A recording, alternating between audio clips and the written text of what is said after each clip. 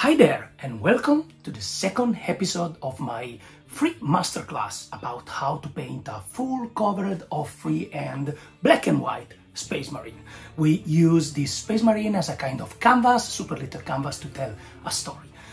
In this second episode we just go from the middle of the work to the end. I don't show you everything about the figure because at the end some of the things is just repetition of the same topics, but I will show you how to paint in a cape something figurative, so not just a pattern things, but very figurative figure with a character, with a weapon in the hand, very little, so that will be, I think, interesting. We will also talking about metal non-metal, because one of the piece of the figure is the swords blade that stay over the banner. And we will see something about how to achieve a good metal non-metal, at least for my style and my idea about metal non-metal. And then we also will see together how to paint the banner. I don't show you the full banner, but just one of the sides of the banner. And it's interesting because basically banner, it's like a synthesis, a summary of all the things that we made in the figure. I hope you enjoy, and I ask you to put a like and to subscribe on this site if you like the contents, and see you at the end of the video. Enjoy.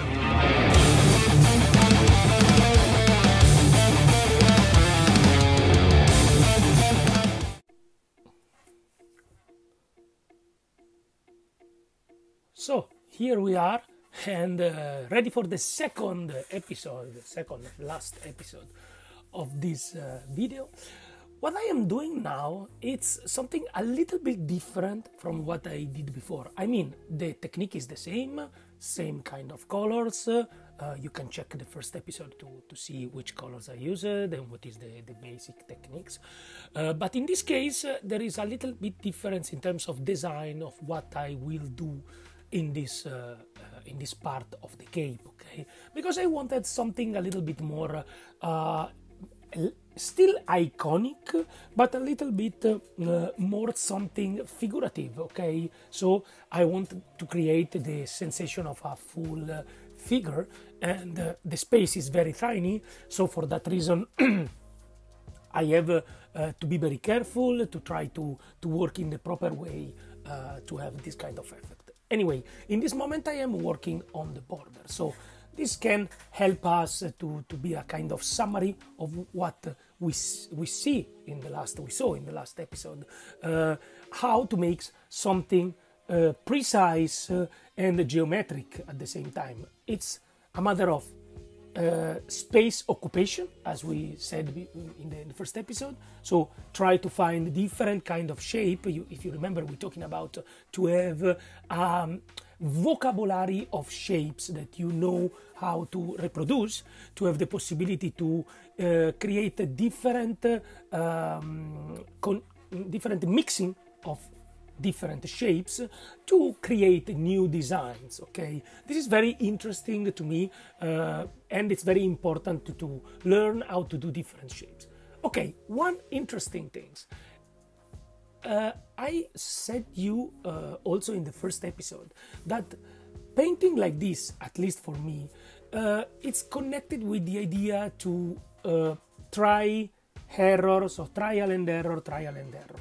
As you've seen, I make the occupation of the space, so I erase things and I restart, because I'm thinking, while I'm painting, I'm thinking about the design and how it will do at the end. So for that reason, I am working on several different options, okay, and try to do different kind of shapes and things. For example, here I put another time the wheel, because you remember the mechanical wheel is one of the things that I put into the iconic idea of this figure. So it's a continuous create shapes and then remove shapes, no? Look, for example, how I create this wheel. I create the occupation of the space of the wheel in terms of a big shape of gray, and then I cut it with the black to create the wheel. So you can work in two different ways. So creating shapes and then erasing a part of the shapes. That is one of the proper and good things to use, to me, these techniques of just two colors, I mean black and white. So in this moment I am black and gray. It's very easy to erase, it's very easy to try a shape, look if it works. If it don't work, no problem, I just erase it and do another shape. So for example, now what I want to do, a figure. So I started to invent, to create the idea of a kind of caped angel, space marine from Dark Angel iconography, you know, the caped death, the kind of iconography from the Dark Angels. That was the general idea. So I create the shape, the general shape, the occupation of the space of this caped figure with a kind of spear in the hand, okay, and the cape on the head, so something like that. As you've seen, it's very easy in this moment, but it works. So what I start to do is to incrementing adding more details. So when I see that the shapes looks okay, I start to use the black again to adding little shapes. For example, in this case I had the shoulder pads, kind of armor. No, it's very tiny, so it's very difficult to be super precise. And yes, I started to become even maybe a little bit old. So for that reason I also need some magnifier glasses sometimes, in the future probably even more. But okay, my eyes still work good enough to do that. But if you need it, as I said in the first episode, you can use glasses, lens. It's not a big problem. So okay, as you see, I continue. Now I create the little hand. I divided the shapes of the arms in a way that looks like it's a kind of space marine armor. You know, one of the good things of space marine armor is that at the end a space marine is a kind of cylinder man armor, no? You know, everything is a kind of cylinder. It's very easy, very linear, very synthetic kind of shapes, and for that reason works so well. This is the reason why space marine are so good, because it's a very easy to understand shapes, really immediate, so the effect works very well. Okay.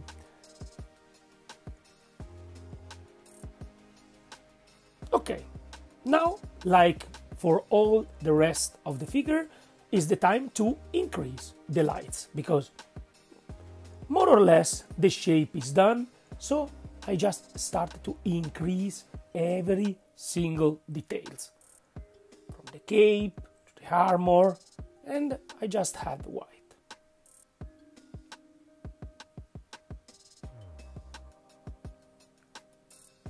As you see, the knee, adjusting the shape, knee, the legs, a little bit kind of metal, non-metal effect.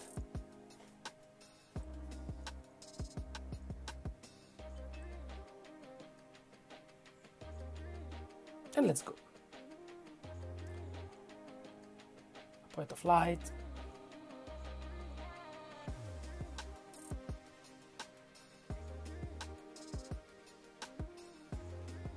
Light, and yes, more light. Yeah, the figure starts to stand out from the cape. The spear. Here I wanted to create something about the armor that goes into the breast, so like a breastplate or something around the knee, just to have some more details on the figure to make the figure less simple and more complex, more interesting.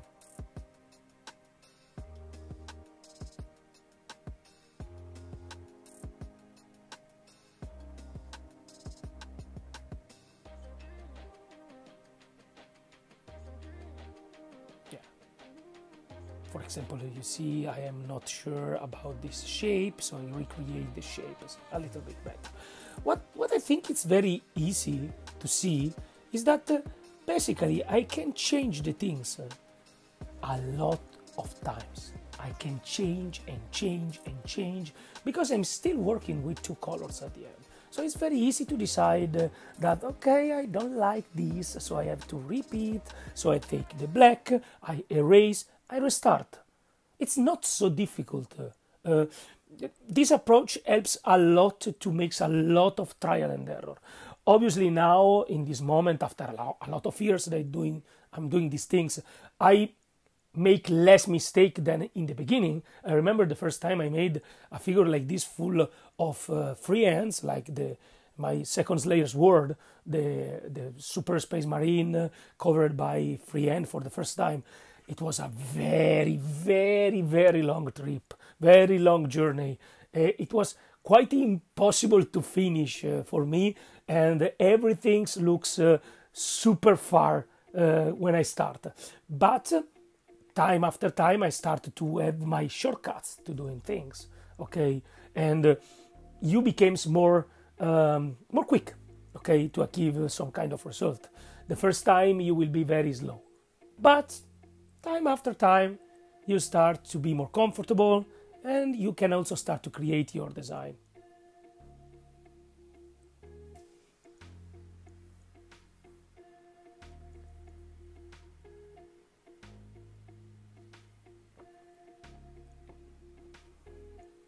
Okay, some texture on the details of the background. This is something important for me. I am really addicted to texture. I said that also in the first episode, that I have my design, my drawing, my freehands change a bit during my story, during my career, because at the beginning I was quite addicted to a kind of everything should be smooth.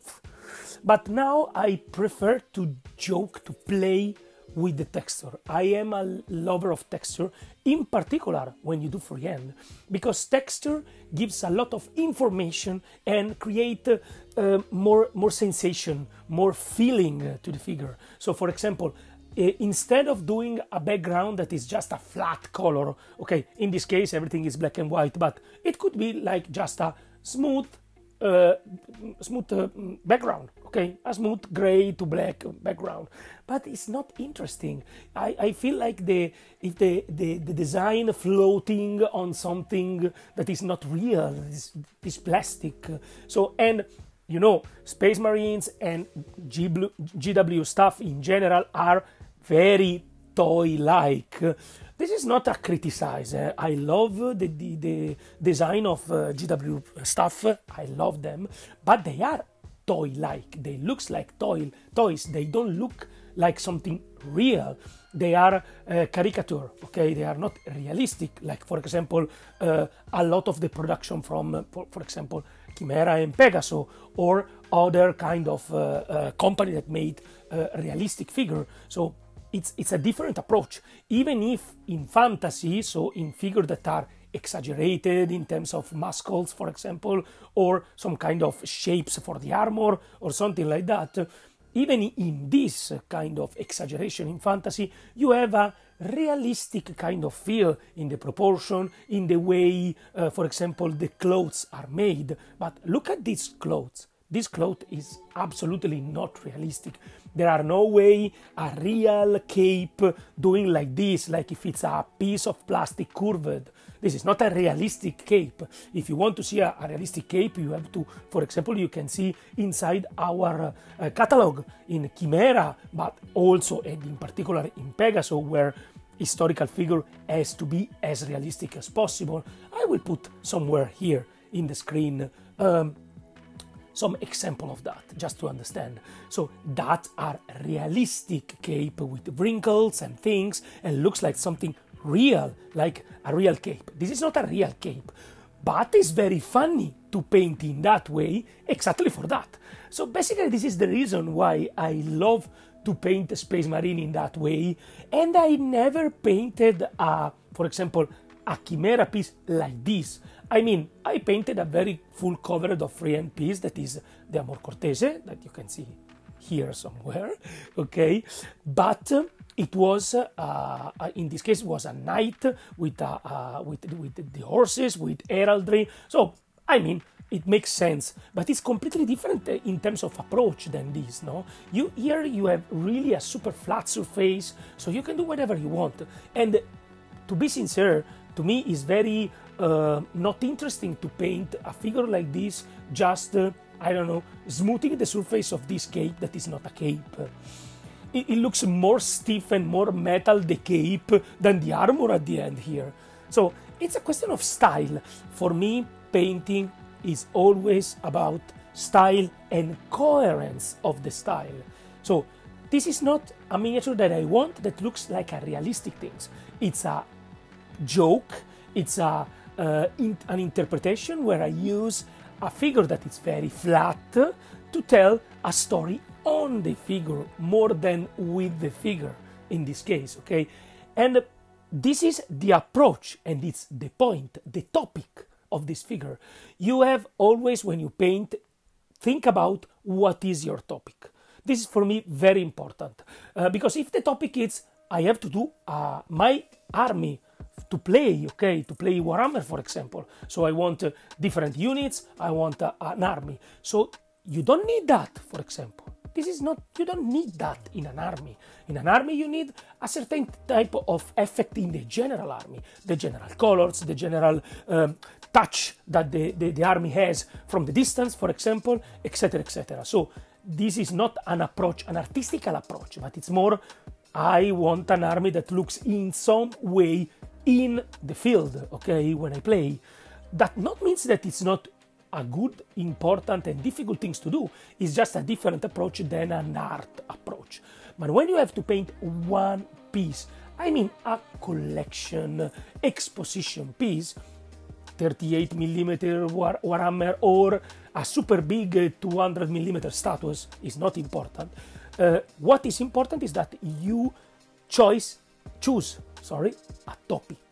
So what could be a topic of a figure? So the topic is, I tell a story with these knights that is a knights that doing something in sometimes in somewhere with a kind of weather, with a kind of things, etc., etc. So it's, you tell yourself what, why, and how is the point of my painting. In this case, for example, the point and the topic is not to be realistic, is not to be inside the background of Games Workshop, it's just an inspiration. Okay, the topic is, I use this as a canvas. It's a little canvas and I tell my story inside this canvas with details, with pattern, with figure that crossed, with there are schools, there are things, okay? That's the idea. So the topic is very important. If you know very well the topic you are doing in a figure, you can ask yourself how to achieve the result.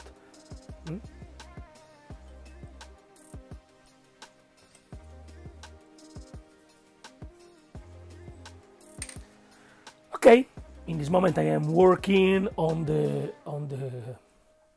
border, okay, on the frame. As always, sorry for my English. I know that my English is very Italian, probably it's very laughing for you, but I hope I am understandable. At least funny. So, detailing, detailing, detailing. Every time you add more detail, everything becomes more interesting, as you can see. And you can also start to be very precise, start to correct things that are not perfect at the beginning, etc., etc. Just as a reminder, we have black, we have a khaki, and we have a white. In this case, I used the Sunray as white, Sunray by Pisaski of Kimera Kolors signature set by Pisaski. That is my white, okay? Now, very interesting, what I'm doing now. I want to change the frame. This is a demonstration that you can change things even when they look finished. This is because these frames looks to me a little bit messy. I mean, it's a little bit boring. Everything is the same. So, okay, I want to create some different movement in the frame. So, for example, 3 gems or something similar. One at the center, more big, more powerful, something in the center, and other 2 to create movement, okay, different movement. Looks, for example, like this. I think it's more interesting. I changed the way the frame moves into the cape. It's less geometrical in a direct and boring way. So create interesting points for the eyes. The eyes look at the figure, and there are a lot of things to searching, no? To search, okay, to looking for. So a kind of diamonds in the center and 2 round gems, something like that. I also changed that, as you can see.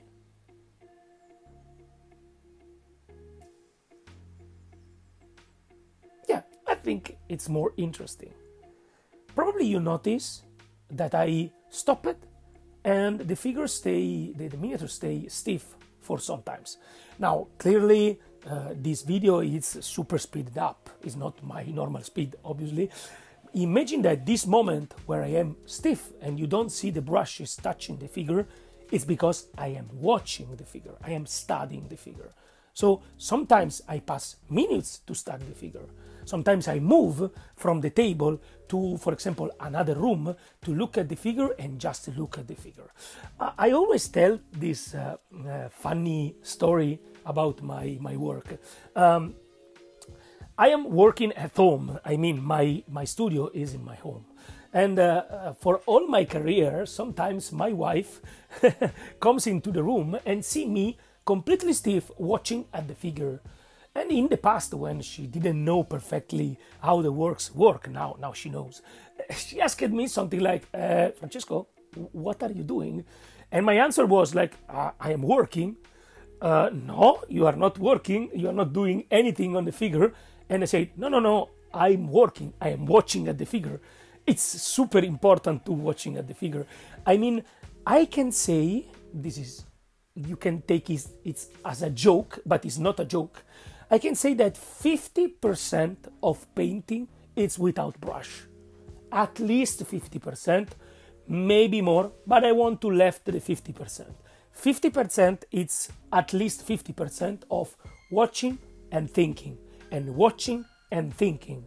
Before to put the brush, you have to know what you are doing. Sometimes you need that, sometimes you need to let the brush go. When you have a good confidence on your technique, you can be more free, even in terms of let the brush just go on the figure. But even when you are in this rage, in this kind of flow, that it's also something a little bit metaphysic. You feel like you are in another world, listen to music or to something, and you paint and paint and paint. But even in that moment, it arrives a moment when you have to stop and say, okay, now I am watching. And when you watch this flow moment, this sensation of to be in another world stop, you come back into the earth, into the real world, you're watching at the figure and you have to see the figure. See, it's okay, it's not okay, this work, this not work. Watch and take your time to watch, to see, to move, to turn on your hand, to try to see what's happened in another light. This is super important. You can't imagine how better you can become just watching at your figure during the work. To stop, to decide to go out, to take a coffee, to take a breath, to stop and to come back. Don't think, because it's a big mistake, that you can do something very beautiful, staying on the with the brush in your hand on the figure for hours and hours and hours without stop. This is not helpful at all, because you became completely blind, you don't understand what you are doing, you make just a technique application, and probably you lost all the power of the figure. Sometimes, and I discovered in my career that most of the times, the things you take less time to do are the better one of the figure. If you achieve the result with few brush strokes than a lot of brush strokes, normally the effect is better. So it's interesting because it's like a curve of a development of a painter. At the beginning, you have to stay a lot of time on things to learn how to take the technique, okay, for yourself. So at the beginning it's normal, you stay a lot of time and you do and redo and redo and redo the same things, but the result will be always a little bit overdone. It's normal, it's like this, it's your normal development. But at some point, and this is the moment where you really feel that you became a painter, okay, a good painter, is when the time to arrive to the things, it's exactly what you need to arrive to the things. It's not a second more or a minute more. And that means that at that point you probably paint much more with your eyes and with your head and with your heart, I can also say, than with your hands. Okay, much more you will stay on the figure, much more you will paint, because training is very important. You have to paint a lot. This is normal, and you have to enjoy the moment of painting. You will see that in the future you will become faster, and it will be not a decreasing of your level increase at this point, because you know how to put the single handing super fantastic brushstrokes instead of 1,300 brushstrokes to tell the same things. I discussed a lot about this with a lot of friends and colleagues, as for example Ricardo, about to keep the freshness, the power of the first brushstrokes that you put when you're sketching something. This brushstrokes normally is very fresh. It's what coming directly from your soul in some way. And obviously you can't left like this, at least if you are not painting a sketch. You can paint a sketch and can have a lot of power, even just a sketch, but it's not a finished figure. It's a sketch that is not a finished figure. It's called sketch for that reason, and can work. But if you are not doing a sketch, but you want to finish the figure, you have the problem to keep the power of the sketch. So this is one of the most difficult things to do in painting, and it's something I am working on still now and probably forever. Okay, I'm talking about a lot of different things, so probably if you are not sleeping now, I am going on in this moment with some framing and adding details and pattern on the rest of the armor. Okay, obviously now I am working on the arms, armor that is very little, so I can't put in this armor like a skull or something very complex. It would be not interesting at all. So it's not something where I want that the attention will go. So I just repeat some of the general shape that I put in the other part of the figure to create coherency. That's the point. So as you can see, it's very easy at the end. Same kind of approach. You see, this is at the end, this is sketching. I am sketching the pattern, and then I go to correct them, to make them more proper, and then I go to detailing with the white, in this case, with lights.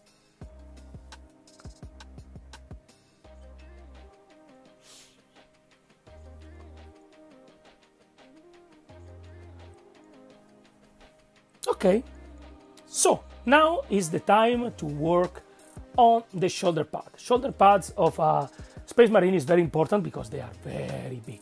So what I am doing here? First things, okay, let's go with a skull, because skull is a part of the shape that I used for this piece. So let's go to create a skull. But maybe not a normal skull, but maybe the face of a Space Marine. Okay, a face of a Space Marine. It's another icon that typically you can find in a Space Marine. Repetition of this iconic face of a Space Marine. You see, it's just a sketch. So I sketch, sketch, sketch, change. I'm not sure I like it. I don't remember exactly, but as you see, I don't like. So erase and start again. So what about a cross? I think cross is another very interesting icon, very easy, but I know, maybe it's more interesting and more easy to fit into the coherency of the figure. It's not a question of complexity of the design. I can do the face of a space marine, I did it a lot of time in the past. It's that doesn't work on the general figure. You have like the face of a space marine close to the face of him. I don't know if it works. So a cross is something more general, and you can work on it with a lot of different little details. So a general cross shape, and then now we start to play with this cross.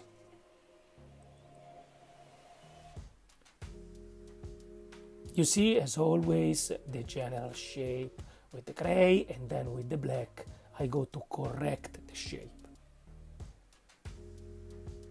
Oh, a gem in the center.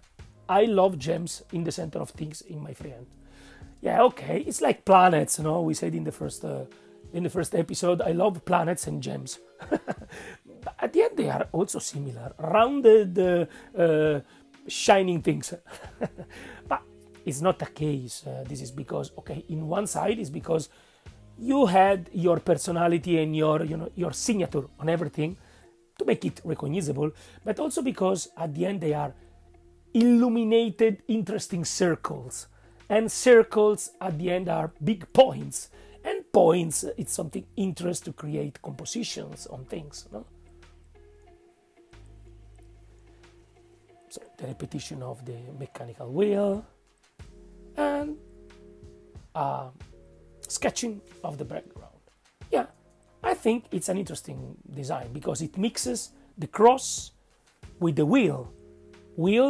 Mechanical wheel is one of the things of this iconic work that I made. So there are a lot of these as icons. Okay, one of the icons that I select, one of the figure, the shape that I select is the mechanical wheel. So I mixed a cross with a mechanical wheel at the end. Like if they are two wheels with point and like a kind of clock or something like that, but when you move into this side they becomes a cross. So it's a cross and a wheel at the same time. You remember we were talking about the mixing of different shapes. This is about mixing shapes to create a new design.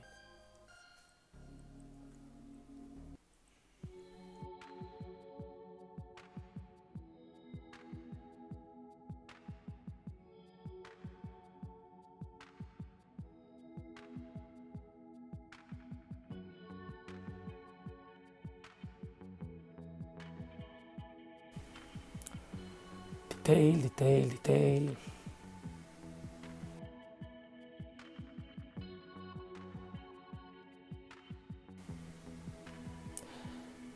Okay, adding lights, so we can go on.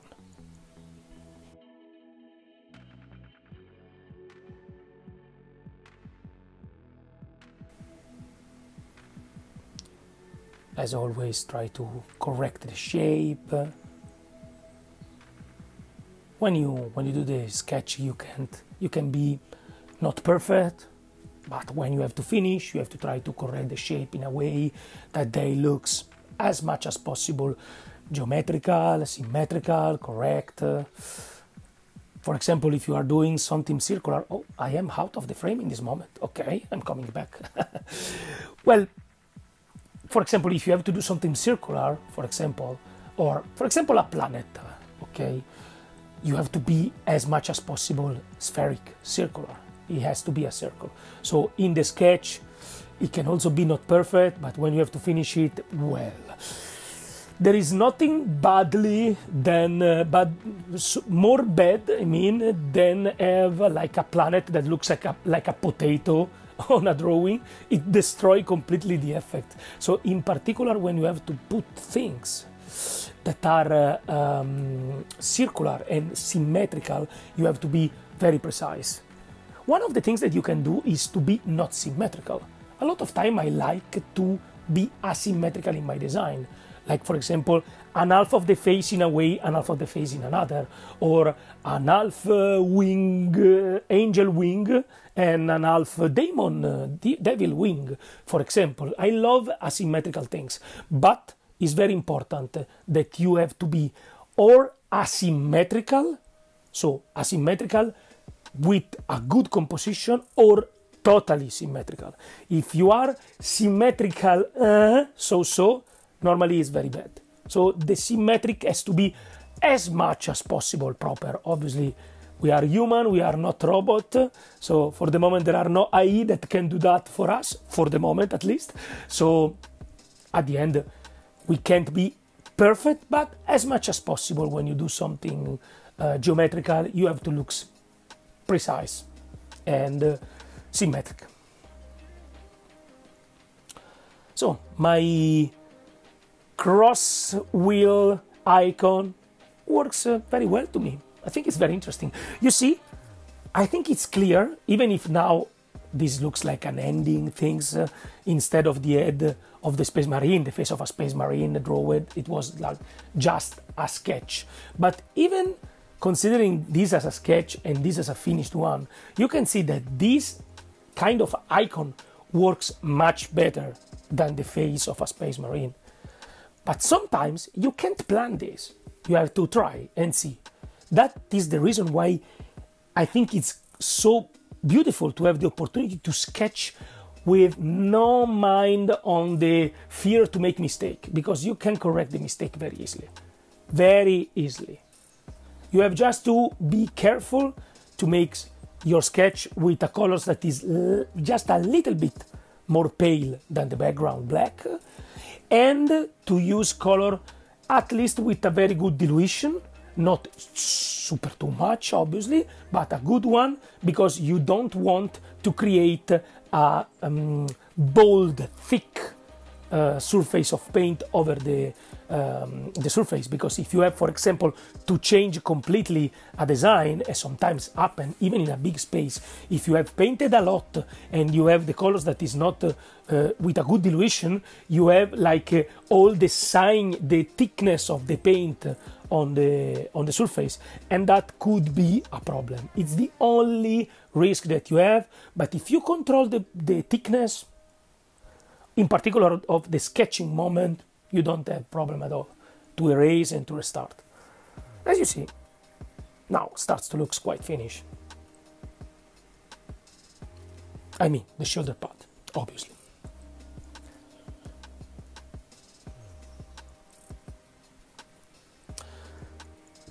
Point of light. These rims, this kind of trim has to be a metal, non metal, no?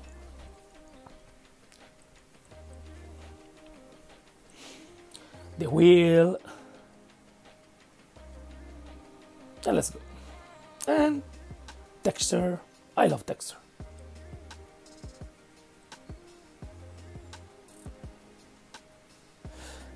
Clearly, you see that I added the lights on the draw, on the freehand, in a way that the part that stay in the space of the shape of the figure that supposed to have more lights on has more lights. But at the same time, I also have the independent light on the drawing. The idea is, it's very difficult to do this, and I understand at the end it's a question of trial and error and, you know, feeling. You have to feel that, you have to see that. You have to mix something, at least this is for me, in between every design, every freehand has his lights because it's something painted, okay? But at the same time, you follow the general light of the figure. That creates this kind of sensation of a kind of 3D painting on the 3D figure. That it's something that I can say probably it's well connected with my style. So in my style, sometimes my drawing on the figure looks more like a kind of, you know, small sculpture, no? Not bold sculpture. I don't know how to say this in English, but okay, you understand, I think. So more like if it's carved in the armor than if it's like just painted over it. I like this effect. So it's just a question of it's a question of style. I love the idea that they looks like a pattern on the armor. So something that is not painted but carved on the armor. That's the point.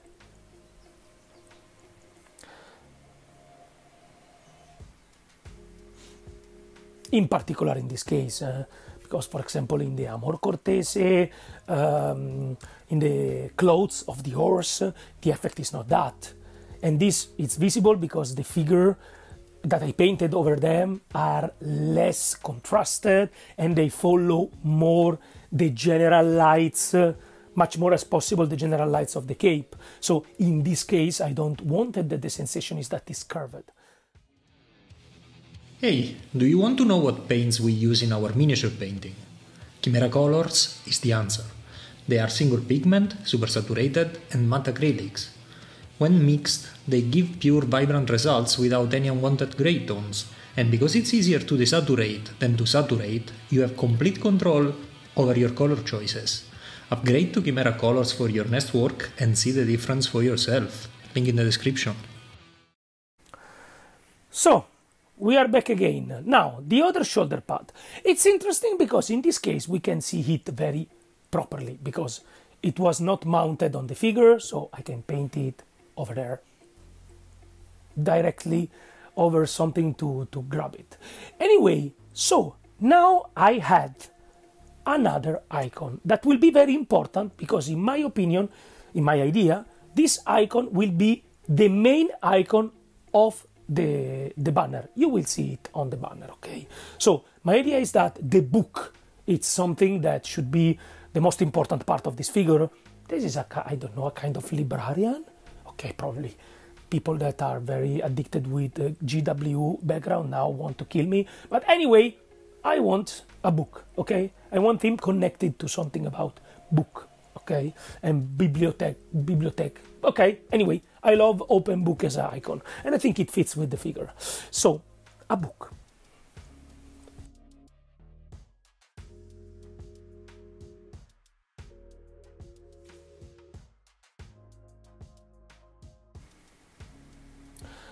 Same shapes in general, and the little book here.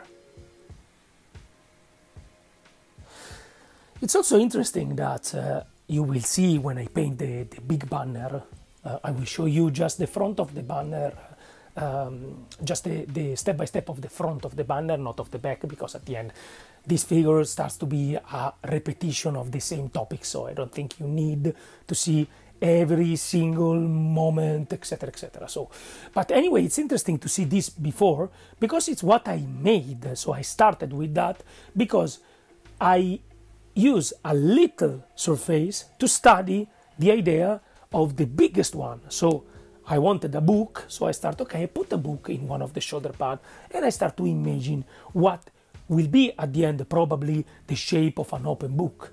Obviously this little space will be very, very little and very easy, but very synthetic, I mean, but in the big banner it will be much more complex. Obviously because I have much more space.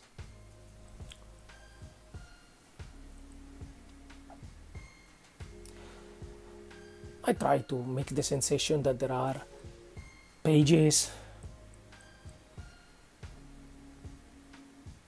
as you can see.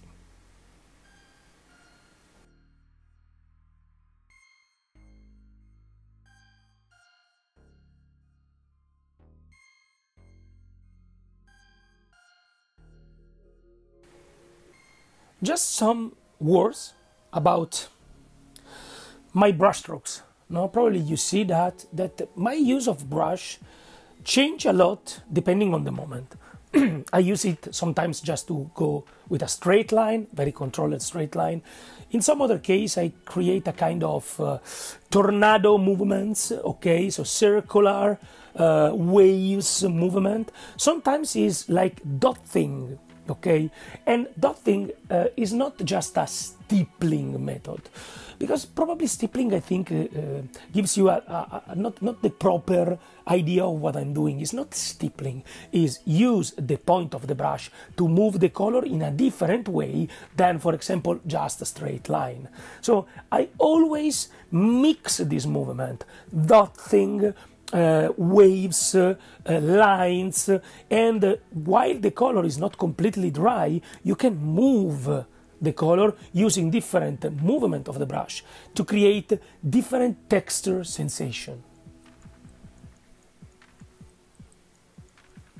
Normally, if you use like just one kind of brushstrokes type, like for example, just a straight one, straight one, and straight one, and straight one, and straight one, the final effect can be even super smooth, for example, or super clean, but looks like, you know, a gradient of Photoshop. That if you use your lens, no, on Photoshop, and you go inside, you start to see that there are like stairs, you know, stairs of different colors. Gradient is not really smooth, looks like smooth, but it's not. And to me, this effect, even when it's quite perfect, still left to me the sensation of something unnatural, something fake.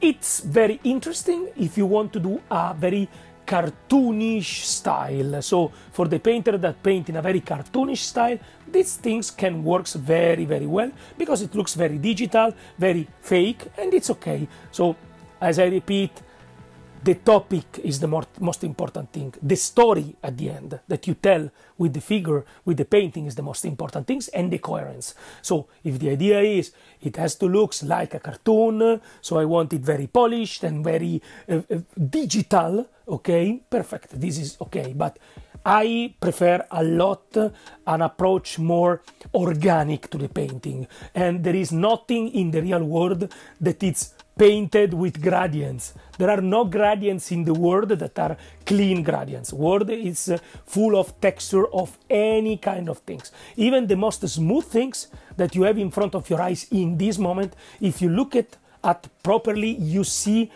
a kind of grain and texture, always. This texture can be very harsh or very smooth, but it's always a texture. And I love to try to create this sensation with the painting.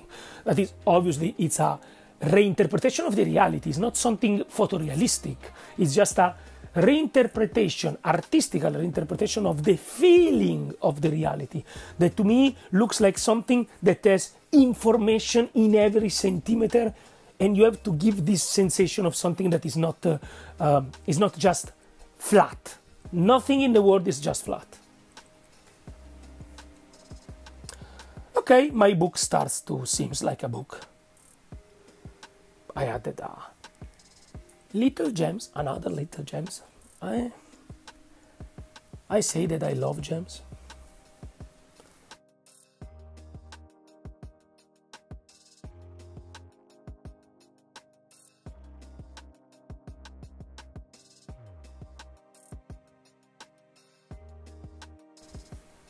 Texture and texture and texture, and more texture and more texture. And you see, I adding texture, I also try to adding a little bit of lights where it seems, where it needs.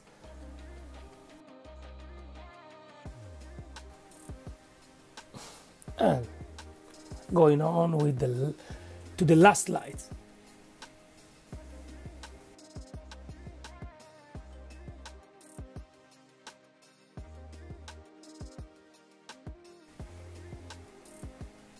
And now, something in the book, obviously. So, probably the most easy things is to add a cross. So, a cross in one of the page that is the same kind of cross. And written things, okay. One capital letter that is readable, and then something that is just a synthetic idea of a written text.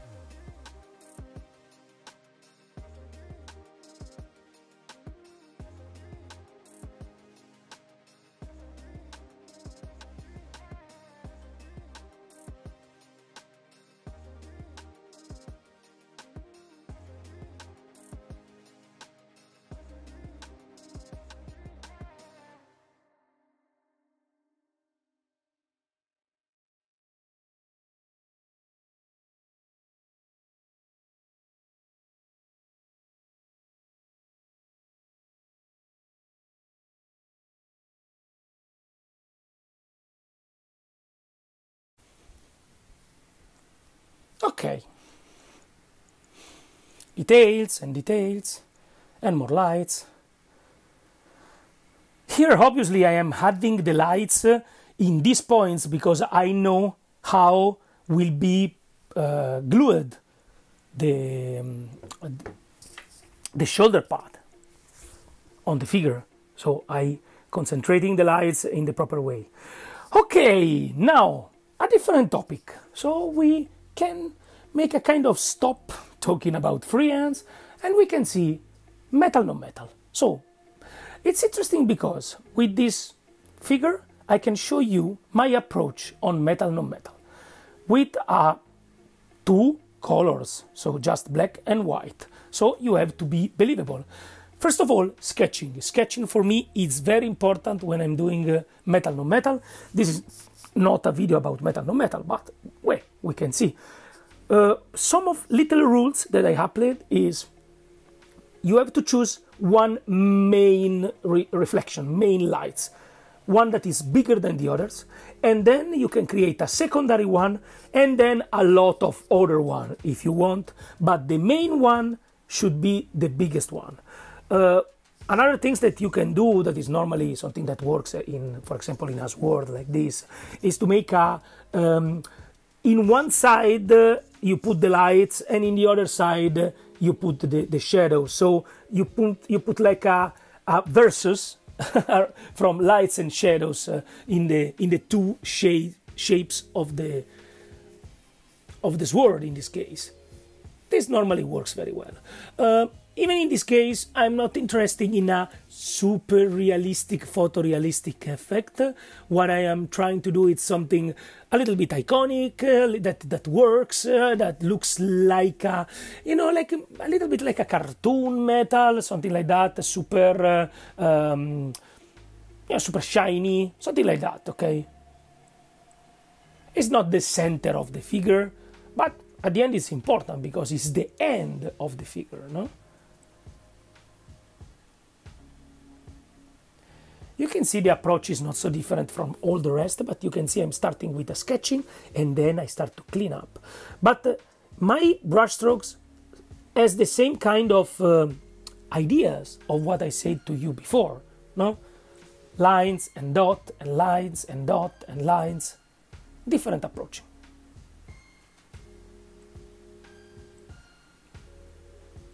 You see, in this moment I added inside the main light a little other reflection. So it's always about adding information. For example, this is the main light of this side of the sword.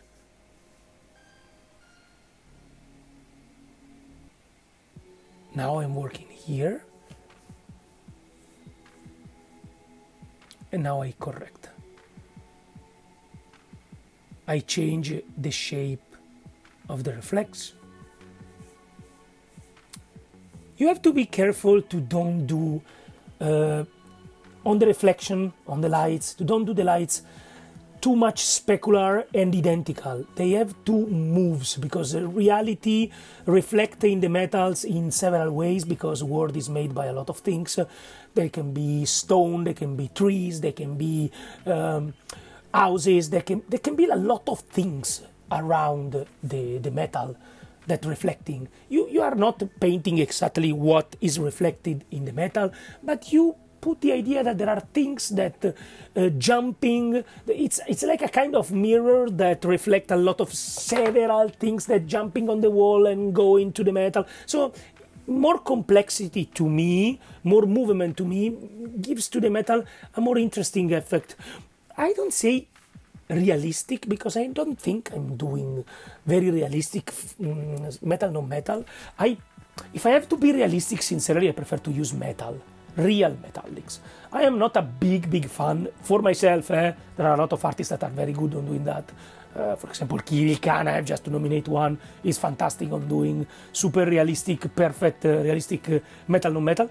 But I am not interested in that because if I have to be realistic, I repeat, I prefer to use the real metal. The non-metallic metal gives me the opportunity to be fake. So to do something that is not the reality, that it's something different, that gives a different sensation. So I think that the metal has to be believable. That is different than realistic. I mean, when someone look at that, have to think, okay, it's a metal. But at the same time, I prefer that metal non-metal gives some kind of strange effect, something magical, something different, something illustrative, something artistic, okay?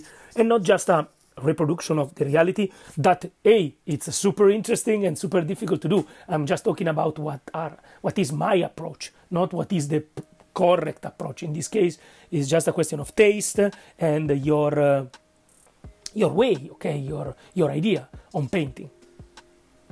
Okay, a zoom for you. I'm working on adding details. In this moment I am using a pure white because the last shiny part of the metal, if you do a metal no metal, has to be probably the shiniest part of the full figure, because there is nothing that shine like a metal in the last light, okay?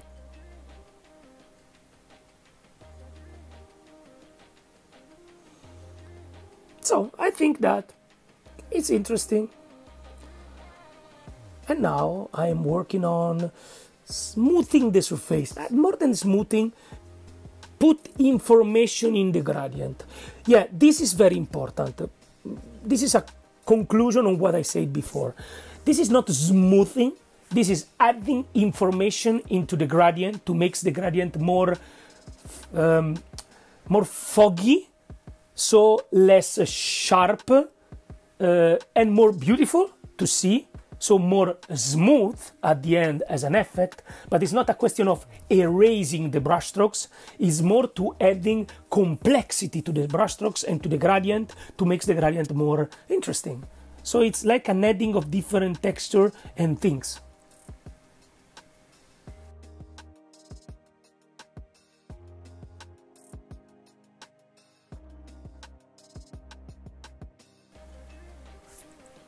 And go on.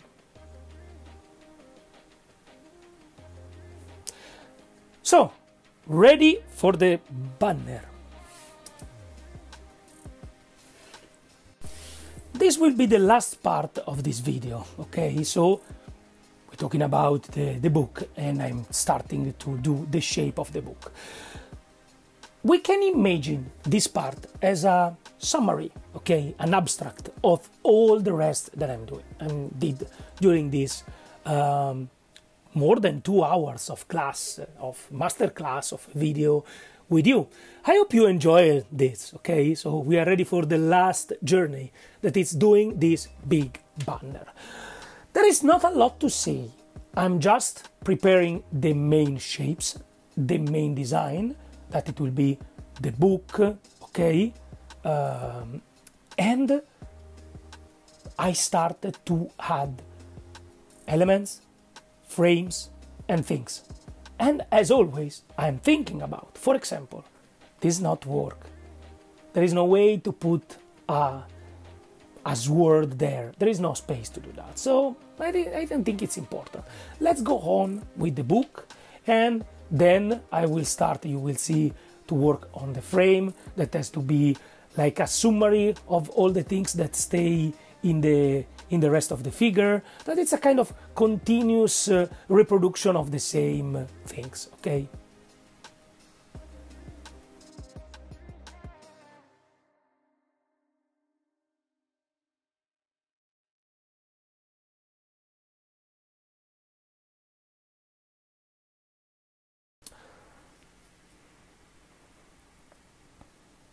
Lights and lights.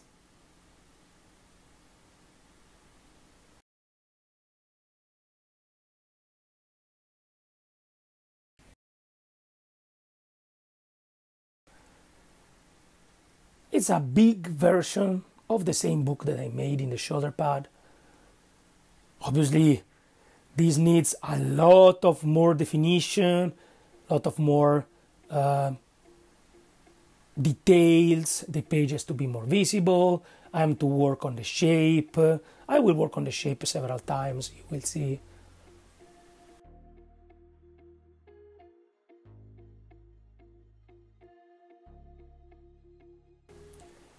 We have also to consider that at the end, this banner will be not like this. I will move it at the end to add into the figure, no? To add, you know, wrinkles and things. So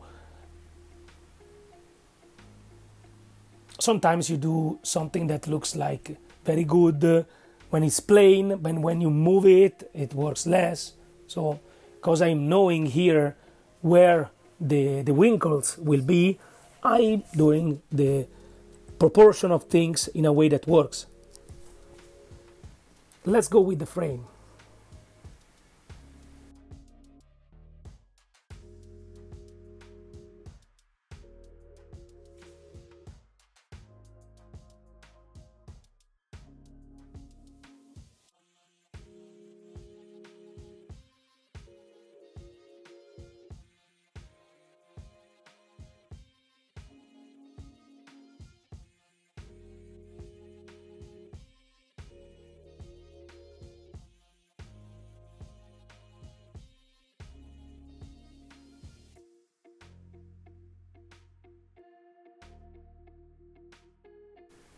Yeah, let's go.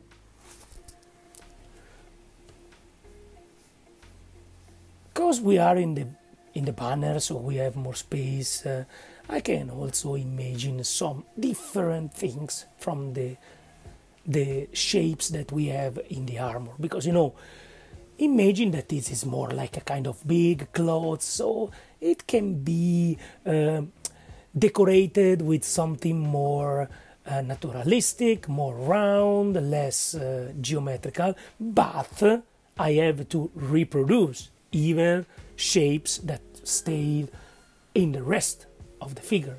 So wheels, for example, and diamonds kind of shapes.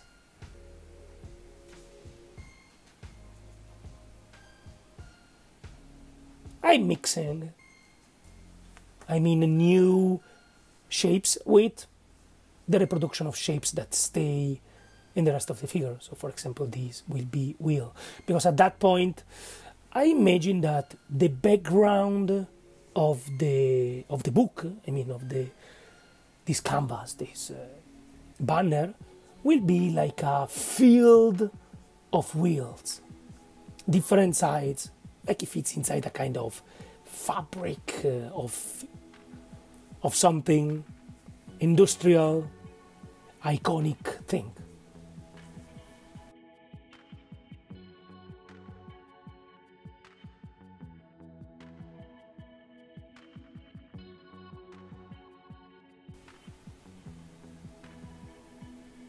Yeah, as always, shape, and then you can use the black to correct the shapes, to adding details, for example here, more complexity.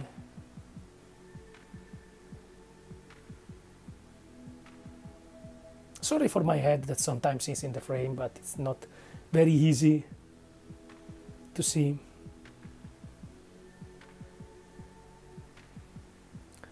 Notice that I am working on one of the side, no?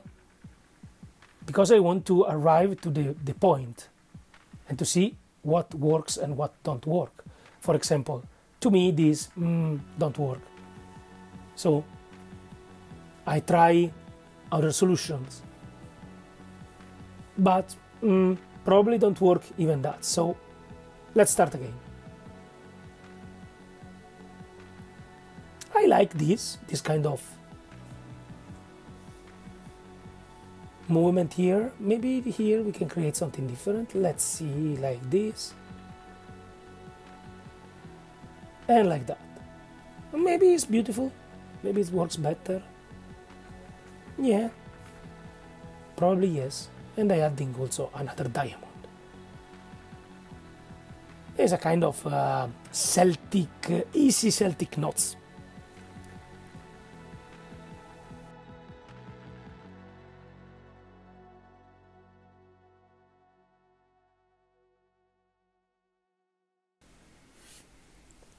Okay, let's go on. Now, on the background, wheels and wheels and wheels with different shapes.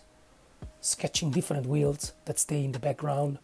Someone far, so quite invisible. Someone in the front, so very precise and defined. And let's go. Sorry for the head. This is in front of everything, so it has to be more precise. It starts to be interesting. So, what is interesting, that in this moment I am working just in a part of the banner, and I am going on like if I have to not completely finish, but quite finish. Why I am doing that? So probably you can ask me, Francesco, why you don't prepare the whole draft of the banner? Because I am not sure. So when you are not completely sure, it's better that you work in a little part and you see if this part works. When you see that this part works, then you can repeat in a different way the other parts, because at the end the second part of the banner has to be in some way a little bit symmetrical, not identical, you will see, but there are some symmetry to respect. So I finish, not completely, but I will go on in this part because I want to see the general effect. I have the idea of what will be the final effect of the finished banner in this way, no? I can imagine it. This is something that I did and that I do a lot of time, even when I painting normally a figure. To finish one of the part, to understand if it works, and then going on with the rest.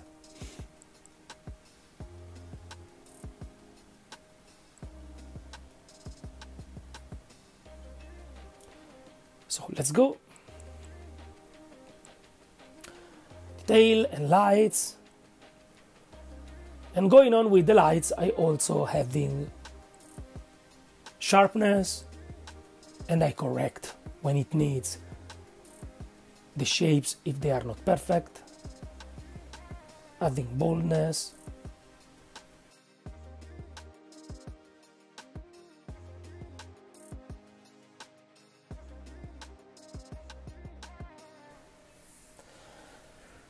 So I think that looks interesting. I like it.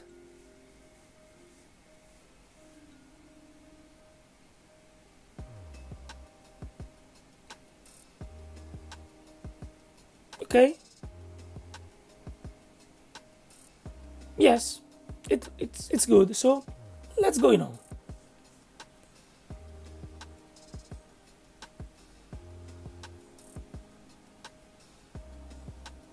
Details and lights.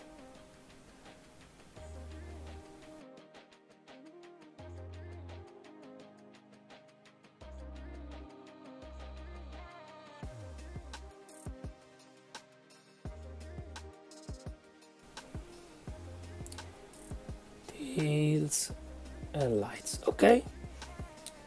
This shapes works. It's interesting. And now let's go to the book.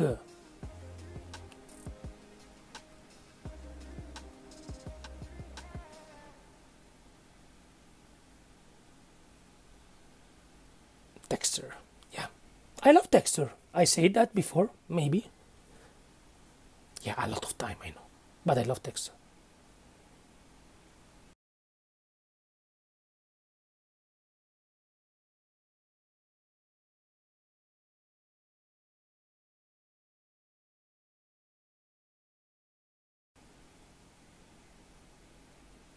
I'm adding khaki and white as always.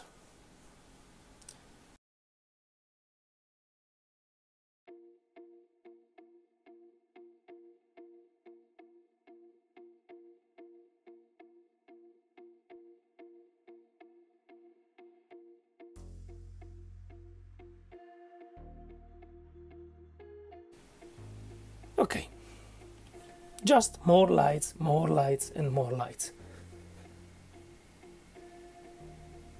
Defining the pages.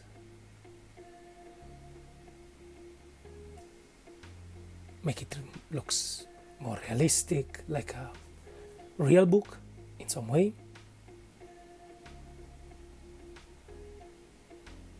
You see, I'm changing the movement for the texture. As I explained before, it's to adding information into the gradient.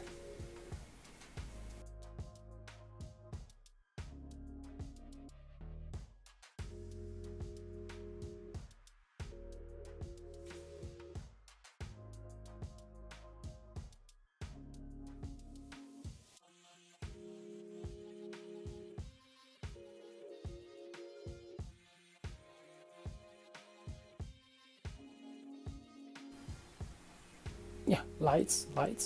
Let's go on. There is not a lot to say in this moment. I'm just doing what I'm doing before for a lot of time, so I think we can stay in the flow and see. You can recognize the changing on the way I'm doing texture, dots, lines, tornadoes movement, circular.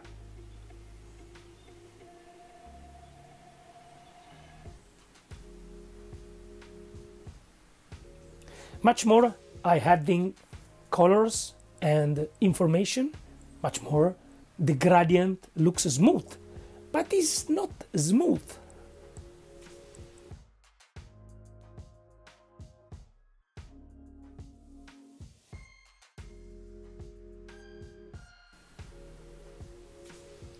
Look now, for example, what kind of dots and themes I'm doing. I sketching texture, but then I adding and adding, and becomes more interesting.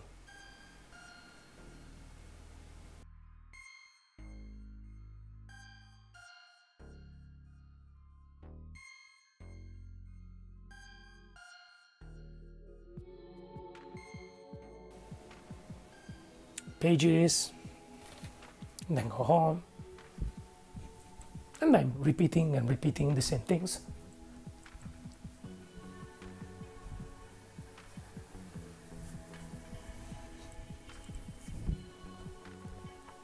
At the end is a repetition of the same approach of the wall of the figure. As I said, the banner at the end is the summary of all the rest. And it's also more easy, so probably you don't think that, you think, okay, but this is much more complex. But you know, when you paint a banner like this one, that it's plain, and then you curve this at the end, you have it's very comfortable. It's like to paint in a small piece of paper, so it's much more comfortable to paint. It's like painting a backdrop or a paper. It's much more difficult when you have to paint in a cape, in something that stays in the figure, because you have to turn on your hand the figure, and it's quite difficult, this.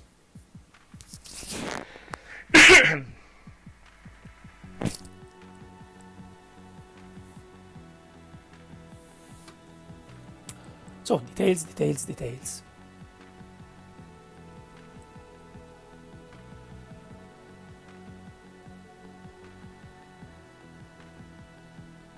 So now, when this part will be basically quite finished, I will jump to the end of the banner.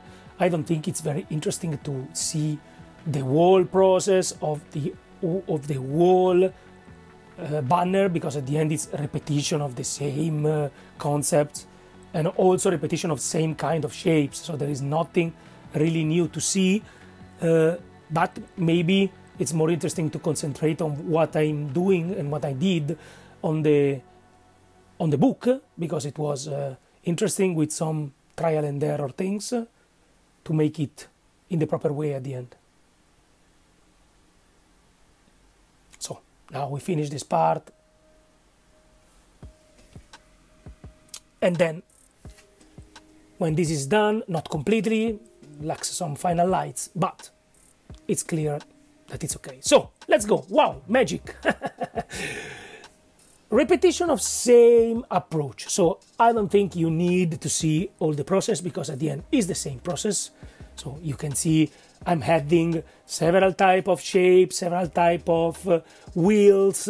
I'm redoing some kind of knots that I used in the rest of the figure. There is gem. I always put gem, as you see. It's a gem with a different shape that it's interesting. I think it makes a good framing for the book. So, well, at the end there is nothing to explain more than what I explained until now. Everything is the same things. So in this moment I show you how I'm going into the final effect of the various details and things. As you see, there are a lot of wheels, different wheels with different shapes. Not everything identical, so I want to create like a kind of chaos. That's the idea. Your eyes has to be a little bit, has to lost a little bit inside the design. Some focus problem, but now it's okay.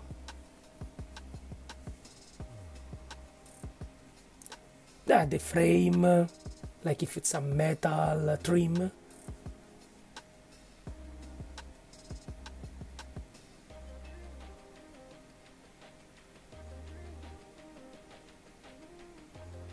And go on, because now comes the moment where at the end I will put the last drawing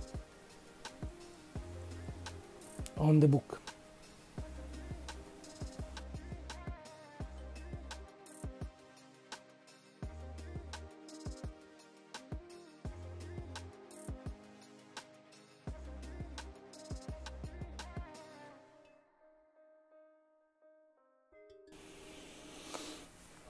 I am adding white here,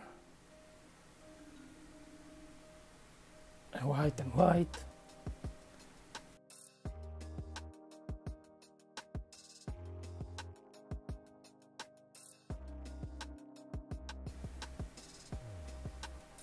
And details and details.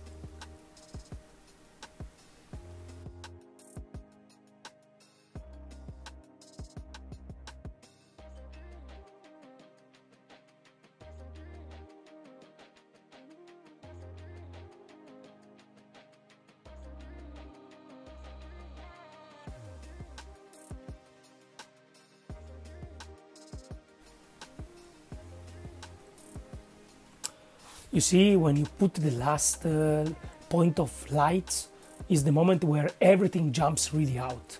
It's very important, the modulation of the last lights in a painting, where you put last lights, and when you increase the contrast, it gives more power to the figure. Looks how much powerful are the wheels that are made with the last white, instead of the others that looks now completely not finished. Probably before I added this white, they looks good to you in the screen, they looks okay, but have you seen that with the last light they looks much better, much more sharp.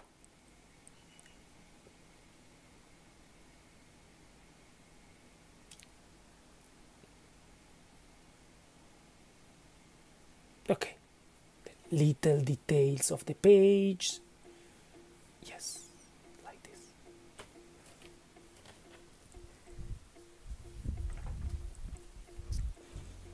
Lights and lights, and you had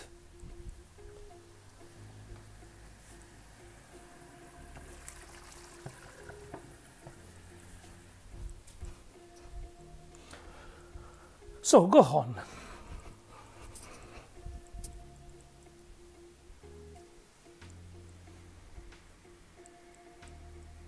Defining all the details.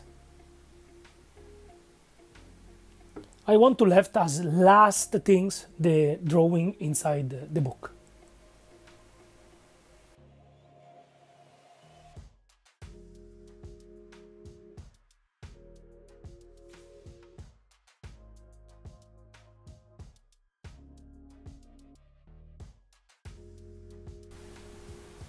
Okay, start.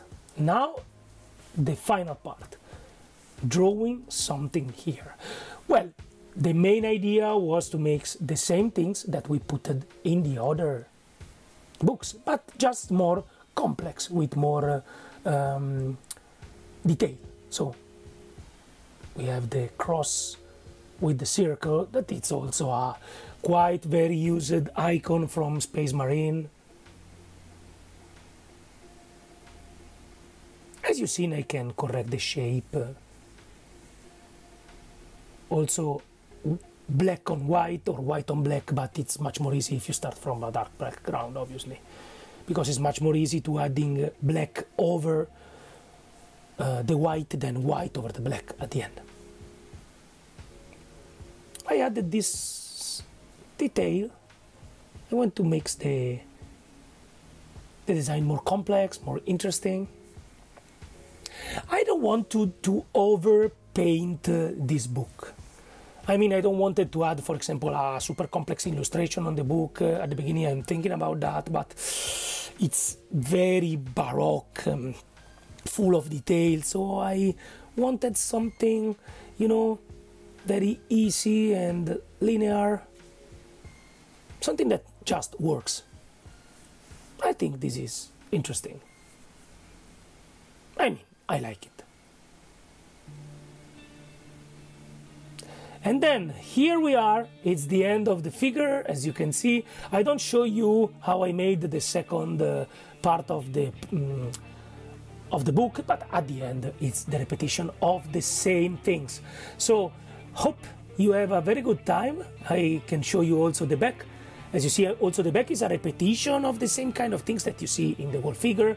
Also the other part of the cape, like another repetition of the cross that we made in the shoulder pad. So everything is a repetition of various elements. I think I am happy about the final result. So we arrived at the end of the video, finally, because it was very long, the first and the second one. I hope you enjoyed the time with me, and I hope to come back to you again with some different topics into another video. Follow us if you like the contents, and you can subscribe on the channel. You can also follow us on pegasoworld.com to see our products. There are a lot of tutorials and our Kimera colors and a lot of new stuff coming. Goodbye. It was very good to pass time with you, and ciao.